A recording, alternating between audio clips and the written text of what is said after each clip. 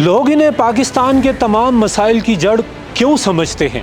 افغانستان میں روس کے خلاف جنگ پاکستان کی تھی یا امریکہ کی؟ جنگ کو کون کنٹرول کر رہا تھا، پاکستان یا امریکہ؟ کیا وجہ تھی ان کا جنازہ پاکستان کی تاریخ کا بڑا جنازہ تھا؟ بہت سے لوگ ان سے نفرت اور بہت سے لوگ ان سے محبت کیوں کرتے ہیں؟ جی ہاں، ہم بات کر رہے ہیں طویل عرصہ تک پاکستان کے حکمران رہنے والے جنرل ضیاء الحق کی۔ میں ہوں کامران رفیع، متبادل بیانیہ کے ساتھ۔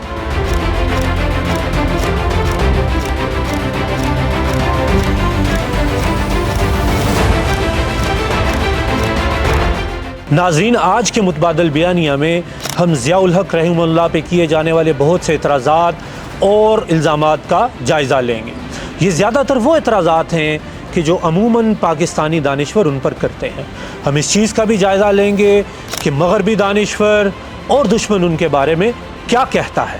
تو سب سے پہلے ہم یہ جائزہ لیتے ہیں کہ کیوں بہت سے لوگ ان سے محبت کرتے ہیں، اور ان کا جنازہ پاکستانی تاریخ کا بڑے ترین جنازوں میں سے ایک جنازہ تھا۔ تو اس کی وجہ ان کا فاتح افغان جہاد ہونا ہے، کہ جس کی وجہ سے نہ صرف افغانستان بلکہ پورا سینٹرل ایشیا اور مشرقی یورپ سوویت کمیونزم کے اثر سے آزاد ہوا۔ اس بات کا اعتراف بہت سے امریکی ماہرین اور بہت سے امریکی آفیشلز جو اس جنگ میں خود شریک رہے وہ بھی کرتے ہیں۔ مثلاً امریکی CIA کے بہت بڑے نام بروس ریڈل نے اپنی کتاب وٹ وی وون امریکا سیکرٹ وار ان افغانستان میں لکھتے ہیں، اٹ واز نوٹ چارلی ولسنز وار اور جیمی کارٹرز اور رونلڈ ریگنز، اٹ واز ضیاءز وار۔ یعنی وہ کہتے ہیں کہ نہ تو یہ چارلی ولسن کی وار تھی جیسا کہ معروف طور پہ لوگ سمجھتے ہیں، نہ یہ جمی کارٹر کی جنگ تھی، نہ ہی یہ رونلڈ ریگن کی جنگ تھی۔ یہ جنگ اگر کسی کی تھی تو یہ ضیاء الحق کی جنگ تھی۔ اس کتاب میں وہ 334 مرتبہ ضیاء الحق کا ذکر کرتے ہیں، جبکہ کتاب کے چوتھے چیپٹر میں وہ واضح اعتراف کرتے ہیں کہ if any single person was responsible for the defeat of the USSR it was Zia الحق۔ ظاہر ہے، ہم جیسا کہ پہلے عرض کر چکے کہ اس جہاد کے نتیجے میں صرف افغانستان نہیں اور صرف سینٹرل ایشیا نہیں بلکہ پورا مشرقی یورپ روس کے تسلط سے آزاد ہوا۔ اسی لیے نہ صرف پاکستان کے بہت سے لوگ بلکہ سینٹرل ایشیا، افغانستان، حتیٰ کہ مشرقی یورپ کے بھی بہت سے لوگ ان کی خدمات کو سراہتے ہیں۔ اس سلسلے میں جو دوسرا سوال کیا جاتا ہے وہ یہ ہے کہ اچھا، یہ جنگ تو امریکی کنٹرول میں تھی، تو اس سلسلے میں ہم یہ دیکھتے ہیں کہ خود امریکی اس حوالے سے کیا کہتے ہیں۔ تو میں آپ کو یہاں بتاتا ہوں امریکی سیکرٹری ڈیفنس رابرٹ گیٹ، کہ جنہوں نے جمی کارٹر اور پریزیڈنٹ ریگن کے ساتھ اس جنگ کے دوران میں کام کیا۔ تو وہ کہتے ہیں کہ اگرچہ اس جنگ میں CIA اور امریکہ اس قابل تھا کہ وہ پاکستان پہ کچھ اثر انداز ہوتا، کچھ دباؤ ڈال سکتا، لیکن حقیقت یہ ہے کہ اس جنگ کے فیصلے اگر کوئی کرتا تھا تو وہ جنرل محمد ضیاء الحق اور ISI خود تھے۔ ظاہر ہے کہ یہ اس امریکی جنگ کہ جو مشرف دور میں پاکستان پر مسلط کی گئی اس سے بالکل مختلف ایک صورتحال تھی، کہ جس کے اندر مشرف ایک امریکی سیکرٹری سے براہ راست ڈکٹیشن لیتے تھے اور امریکی فوجی پاکستان میں سر عام دندناتے پھرتے تھے، جبکہ اس افغان جہاد میں مکمل طور پر پاکستان کی ایجنسیوں کا اور پاکستانی حکومت کا کنٹرول تھا، اور وہ جیسے چاہتے تھے اپنی مرضی سے اس جنگ کو پلان کرتے تھے۔ رابرٹ گیٹ مزید یہ اعتراف کرتے ہیں کہ افغان جہاد میں امریکہ کی حیثیت کوارٹر ماسٹر سے زیادہ ہرگز نہ تھی۔ یاد رہے کہ کوارٹر ماسٹر اس فوجی کو کہتے ہیں کہ جو اسلحے اور ساز و سامان کے کیمپ کی نگرانی کا ذمہ دار ہوتا ہے۔ یعنی ناظرین، یہ کہہ کر خود رابرٹ گیٹ نے امریکیوں پہ بہت بڑا طنز کیا ہے۔ اب ہم آگے بڑھتے ہیں تیسرے اعتراض کی طرف۔ وہ یہ ہے کہ لوگ کہتے ہیں کہ ضیاء نے پاکستانی سیاست میں عدم برداشت کا کلچر عام کیا۔ یہی وہ پروپیگنڈا ہے جس کی وجہ سے بہت سے دانشور انہیں پاکستان کی تمام مسائل کی جڑ قرار دیتے ہیں۔ اس الزام کی حقیقت کو اگر ہم سمجھنا چاہیں تو ہمیں پاکستانی سیاست کی تاریخ کی ٹائم لائن کا جائزہ لینا چاہیے کہ یہ پاکستانی سیاست میں عدم برداشت کا جو کلچر تھا وہ کہاں سے آیا۔ تو ناظرین، پاکستانی سیاست میں غداری کے تمغے بانٹنے کا اور مخالفین کو رگیدنے کا کلچر سب سے پہلے جنرل ایوب خان نے اور ان کے اتحادی اور ان کے لیپالک جناب ذوالفقار علی بھٹو نے شروع کیا۔ 1973 میں جب مرکز میں ذوالفقار علی بھٹو وزیر اعظم تھے تو انہوں نے پاکستان کے 3 صوبوں میں اپوزیشن کے خلاف آپریشن کیا، جس میں سے سب سے بڑا آپریشن جو ہے نیشنل عوامی پارٹی کے خلاف صوبہ بلوچستان میں کیا گیا۔ انہوں نے 2 وزراء اعلیٰ کو قید کیا، اسمبلی کے 43 ممبران کو جیل میں بھیجا اور ان تمام لوگوں کو غدار قرار دیتے ہوئے من پسند ججوں پر مشتمل ٹربیونل بنا کر حیدرآباد کمیشن کے نام سے ان کے خلاف ٹرائل شروع کیا۔ یہ ایسی خوفناک لڑائی تھی اور ایسی خوفناک انتقامی کارروائی تھی کہ اس کے اندر بشمول پاکستانی فوجیوں کے 7000 پاکستانی جو ہے وہ جاں بحق ہوئے، اور اس وقت سے لے کے آج تک بلوچ پاکستانی مرکز سے ناراض اور نالاں ہیں۔ یعنی ہم کہہ سکتے ہیں کہ بھٹو نے پاکستانی سیاست میں عدم برداشت، غداری کے الزامات اور تشدد کے رجحانات کو فروغ دیا، جبکہ اس کے بالکل برعکس جب اقتدار میں ضیاء الحق آئے تو انہوں نے یہ تمام فوجی آپریشنز بند کیے اور تمام سیاسی مخالفین کو جلاوطنی اور جیلوں سے آزاد کیا اور انہیں دوبارہ قومی دھارے میں واپس آنے کی دعوت دی۔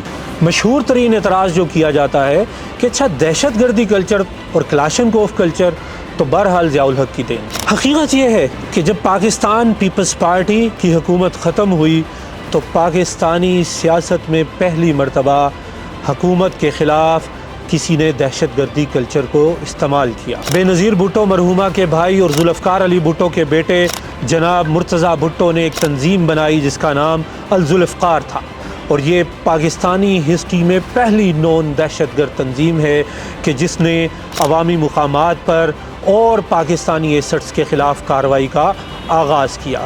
انہوں نے بم دھماکوں سے لے کر جہاں طیارہ اغوا تک جو ہے وہ بڑی بڑی دہشت گردی کی کارروائیاں کی۔ میر مرتضیٰ بھٹو دراصل چاہتے یہ تھے کہ خاد، موساد اور را کے ساتھ مل کر پاکستان کو 3 ٹکڑوں میں تقسیم کر دیا جائے، جس میں سے ایک ٹکڑا افغانستان کے حوالے کر دیا جائے، دوسرا ٹکڑا جو ہے وہ انڈیا کے حوالے کر دیا جائے اور تیسرے ٹکڑے کو جو ہے الگ ملک بنا دیا جائے۔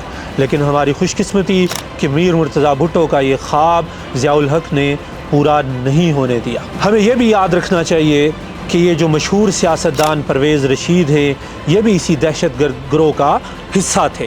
تو پاکستان میں تشدد اور دہشت گردی کا کلچر عمومی طور پہ لیفٹ ونگ آرگنائزیشنز اور سرخوں نے پروان چڑھایا اور انہوں نے ہی دہشت گردی کی کارروائیوں کا آغاز کیا، مگر یہ پہلو ہمارے ہاں عمومی طور پہ ڈسکس نہیں کیے جاتے اور نظروں سے اوجھل رہتے۔ اس کی وجہ یہ ہے کہ پاکستانی میڈیا میں ہمیشہ سے لیفٹسٹ اور سیکولر لوگوں کا غلبہ رہا ہے، اور ظاہر ہے کہ وہ یہ ساری چیزیں اسلام پسندوں کے کھاتے میں ڈالنا پسند کرتے ہیں، اور ضیاء الحق بھی ان کی اسی نفرت کا نشانہ بنتے ہیں۔ اسی لیے وہ یہ بہت آسان سمجھتے ہیں کہ معاشی بدحالی سے لے کر دہشت گردی تک ہر چیز اسلام پسند ضیاء الحق کے کھاتے میں ڈال دیں، جبکہ ہم جانتے ہیں کہ پاکستان کی معاشی تباہی کا آغاز جناب ذوالفقار علی بھٹو کی نیشنلائزیشن کی پالیسیز سے شروع ہوا، اور پاکستان کے سیاسی عدم برداشت کے کلچر کا آغاز بلوچستان کے آپریشن سے ہوا۔ اس کا ایک دوسرا پہلو بھی ہے کہ بہت سے دوسرے لوگ بھی ضیاء الحق کی خدمات کو کیوں فراموش کر بیٹھے۔